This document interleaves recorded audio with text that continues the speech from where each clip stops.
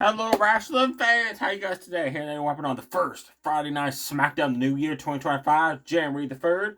Let's kick it off with some in-ring action. We had Shinsuke Nakamura, your brand new United States champion, taking on Andrade Cien non-title match. Battle ring, Anonymous took a right to Nakamura.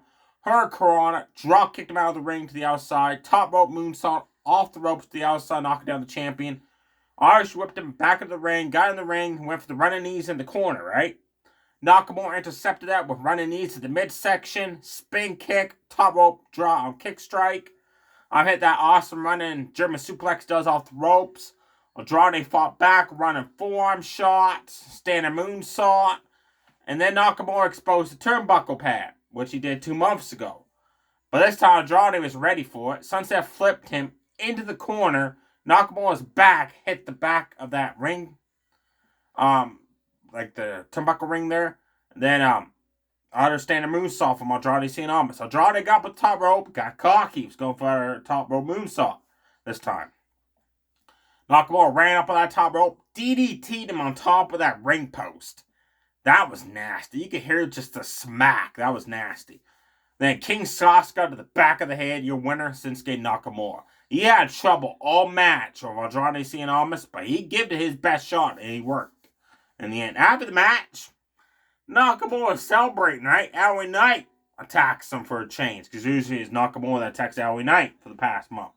LA Knight just cleans house, beating the crap out of Nakamura until he goes to the Rose Plant DDT. Nakamura escapes, takes off up on the stage. LA Knight gets the mic and announces that he's cashing his rematch clause. Oh yeah, he said, it's going to be in 2025. Oh yeah, it's going to be next week. So he said, you better shine that belt up real nice, because it's coming back to him, LA Knight. Yeah. The fans were excited for that announcement. Can't wait for that match next week on SmackDown. Nia Jax defend her SmackDown Women's Championship with Candice LeRae in her corner against Naomi, the #1 contender who has beaten Nia Jax in 2 tag matches to get this opportunity. With Bianca Belair ringside. Great match these women put on. Wow. Naomi hit an enziguri kick off the ropes. Went for either one. She kind of slipped, but she rebalanced, jumped off the ropes, hit a bulldog on Nia Jax. Nia Jax came running off the ropes for like a running splash. Naomi jumped up, spin kicked her to stun her, then Samoan dropped Nia Jax. That was a test of strength right there for Naomi to show. Nia Jax had enough.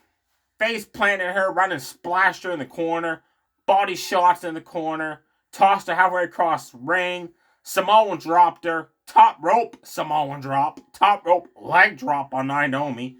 But she was getting frustrated because every time she did a hard power maneuver, Naomi kept kicking out. Naomi did some kicks to the midsection on the Queen, Nia Jax, as she's between the ropes. They did that kind of like a her Corona thing she does off the ropes. Almost won the match there, but Nia Jax kicked out. Naomi got distracted by Candice LeRae, who jumped up with a ring apron. Bianca pulled her off the ring apron to the floor, shoved her down. Nia Jax ran and did the weakest slap I ever saw to Bianca Belair, oversold it. Like, I can understand if you got hit by the running Samoan, Nia Jax, but no, not the weakest slap ever. Like, that had no effect whatsoever. Bianca standing out there, shit, like, selling the injury, like, big time. Like, oh, my arm's hurt. She barely touched her. Like, I hate Bianca's overact. Anyways, Nia Jax gets back of the ring. Naomi DDTs her off the ropes as she's coming in. Naomi goes for that split-legged top rope moonsault. Suddenly, Tiffy time. Tiffy runs out with her Money Bank briefcase. She decides not to cash in. Candice distracts the referee and allows Tiffany to blast Naomi in the face with the briefcase. Nia Jax hits the bonsai drop. Your winner is still SmackDown Women's Champion, Queen Nia Jax. After the match, there's Tiffany, Candice, Nia Jax is celebrating. Nia Jax gets up on the top rope. She's celebrating, right?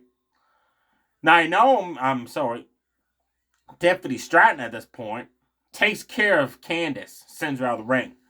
Briefcase shot to the back of Nia Jax, cashes in the Money in the Bank briefcase. Then Tiffany allows Bianca to deliver a KOD driver off the top rope on Nia Jax. Then she acts stunned like she don't know Tiffany had just cashed in. That's like overacting the game of Bianca. Tiffany booted her out of the ring. Top rope, Tiffany saw in your new SmackDown Women's Champion, Tiffany Stratton, baby. She dethroned the Queen. It's been months in the making. I thought they would save this for WrestleMania this year, but they pulled the trigger early. Awesome. Can't wait to see what's next with Tiffany Stratton turning face as your new SmackDown Women's Champion. And this is the first time in 6 years the Money in the Bank briefcase has been cashed in on SmackDown, Michael Cole said on TV, so that's pretty cool. Next up, we have Mia Yim versus Piper Niven with Chelsea Green ringside. And I don't know what the hell makeup artist Chelsea Green had doing her makeup, but my good God almighty, folks, it was like Halloween came early for Chelsea Green. That was a terrible makeup job. Bell rings. Mia Yim is too focused and trash talking to Chelsea Green outside the ring. Turns around. Piper Niven, boss man, slams her. Turtle World side slams her down. Picks her up, runs her in the corner, just unloads her on that corner. Running splash her in the corner. Goes for the running cannonball in the corner. She misses, cannonballs herself in the corner. That allows Mia Yim to run, delivers cannonball in the corner. Snap back-to-back hurricanranas. Eat defeat, and your winner, Mia Yim. Short match. After the match, she does a little twerking, which frustrates Chelsea Green. She gets the ring, checks on Piper Niven as Mia Yim celebrates up on the ramp. Nikki Dallas is backstage. He tells DIY that the Street Profits, who they're supposed to defend the Titan Championships against up next, apparently suffered some injuries at a live event. They're not cleared to compete this week. So DIY's like, oh, cool, so we got the night off. They're like, no, you defend against the Mosaic Machine Guns. Which I thought Machine Guns should be the first in line for a tag team title match because they were the former champions. And as DIY heads to the ring to get ready for that title match, Pretty Diddley walks by Apollo Crews. They don't like the fact that Apollo, told Truth that he saw the attack a month ago when DIY attacked the Street Profits backstage. I don't know who did it. Pretty Diddley last week said it was LWO, not DIY. Trying to get in favor of DIY, right? They said why? It's because they want a shot at the tag team titles. Apollo's like, well, your plan backfired. I still don't understand why it took a whole month for Apollo Crews to finally tell Nikki Dallas that he saw what happened, right? Then the LWO, who got blamed for the attack, which had no part of it, and the Street Profits last week beat the holy crap out of them, but the LWO gave them a fight for the money and an awesome, great tag match last week. Attacked Pretty Diddley backstage. Nikki Dallas had to separate them. That was cool. Tag team title match time. DIY gets the Most City Machine Guns. Battle rings, all machine gun series of back-to-back double team moves, like double team drop kicks to the leg of Tommaso Ciampa, double team super kicks to him, double team STF drop kick to the face of Johnny Gargano, double team super kicks to Johnny Gargano. Poor DIY retreated out of the ring, thought they were safe. Nope, machine guns came flying off those top ropes with sunset flip dives, knocking down the champions. DIY finally got the offense going when the double team super kick. Fairy Town ended Alex Shelley. Ciampa big boot at Chris Sabin as he was coming off the ropes, right in the face. Then he just delivers some nasty forearm shots to Chris Sabin between the ropes. Johnny Gargano stumping away on Alex Shelley in the corner. Machine Guns fired back. Everybody at the same time super kicks everybody. Then the Machine Guns are setting up for the double team finisher neck breaker. Frog splash off the top rope on Johnny Gargano. And suddenly, Pretty Diddley comes running out to cause a distraction to help DIY because they're still trying to get in favor with them for a tag team title opportunity.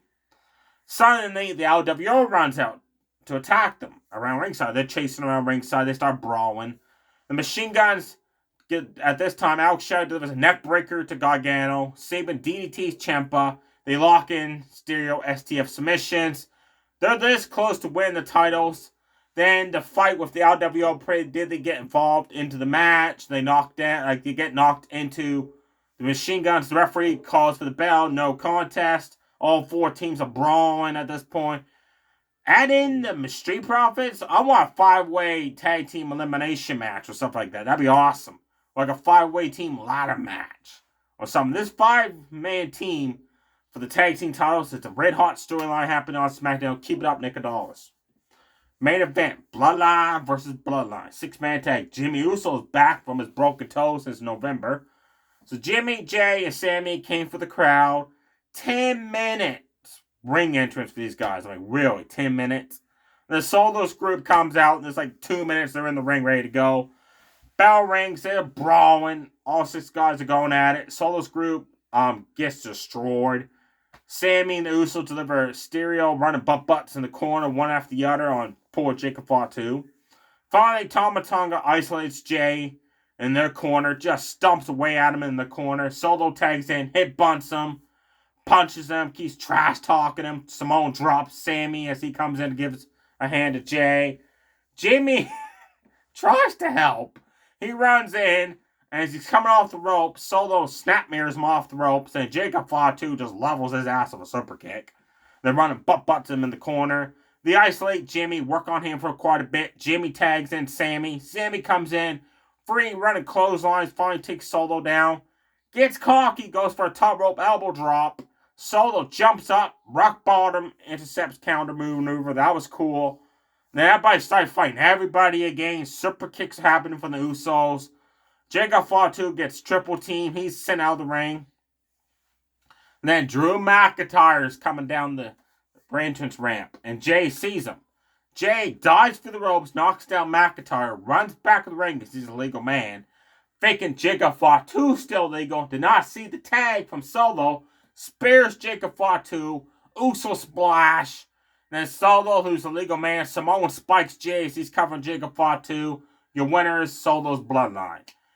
Good match, action-packed. Everybody get a chance to really do something. And plus, during the match, this was funny. Jay and Jimmy went for double team and Zagiri kicks on Solo in the corner. Jay slipped as he was running, and he's like, "Oop, my bad." Like, you can see his facial reaction. That was funny. That's it for the first SmackDown of the new year. It started off red hot with Nakamura and Andrade, and it finished red hot with the 6-man tag.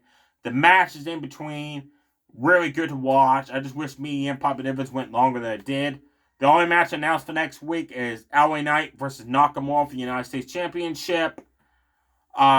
And this Monday coming out, we'll hopefully find out who was traded to Raw, traded to NXT, traded to SmackDown. See, all night they kept talking about the trades that's going to be happening next week. We'll find out apparently next week on all 3 shows who got traded to what show for who. When we know Braun Strowman was traded to SmackDown, they announced a certain SmackDown superstar has been traded to Raw. We don't know who that is yet. I wish they'd hurry up. It's got to be a big name, right?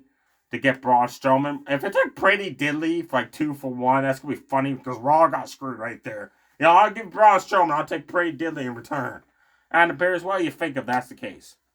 Main event wasn't on last night because SmackDown was the first time ever 3 hours, so main event wasn't on.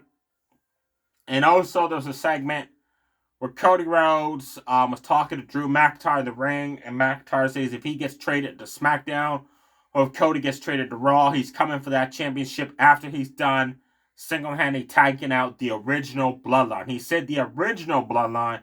He also clarified that means Solo, but not Jacob or Tama Tonga, because I got no beef with them. I just got beef with Solo. Cody was talking, and Drew said, "You should watch your back." And then Kevin Owens ambushed Cody Rhodes from behind. Maybe that's the seed they're planting right now of the tag team. I'm hoping happens with McIntyre, Rollins, and Owens against Cody in the original Bloodline. That'd be an awesome feud. And hopefully McIntyre and them wins it. Like win a match. Bloodline's disbanded. They can't team no more. I'm still hoping, folks, that the Bloodline goes to Raw. Because SmackDown needs Bloodline away from that show. Because it's been like almost 5 years now. The Bloodline's been on SmackDown exclusively. But they'll jump back and forth now. They're getting good fan response from Raw fans, so send them to Raw. In return, Judgment Day has been stale. Send them to SmackDown. There's some fresh new talent for SmackDown. For Judgment Day fight on SmackDown, like LA Knight, Apollo Crews, Machine Guns, DIY. A lot of people they could fight on SmackDown, right? And because on Raw, let's face it, how many times we're going to see Damian Priest and Judgment Day? Judgment Day and the Viking Raiders now. Like, it's run its course. So that's why Judgment Day needs to jump ship to SmackDown. So I'm saying, trade for trade. Trade one stable, Bloodline goes to Raw, SmackDown gets Judgment Day. What do you think, folks, of that awesome blockbuster trade? Or do you prefer to the groups to stay where they're at? And who would you like to see get traded to what shows, and who you do not want to see get traded to the show? Stay safe, everybody. Gonna go watch some Spider-Man. The one with Jake Gyllenhaal, Mysterio there. I forget the name of that film. Homecoming or Far From Home or something like that. It's too sweet. Stay safe, everybody. Too sweet. Bye.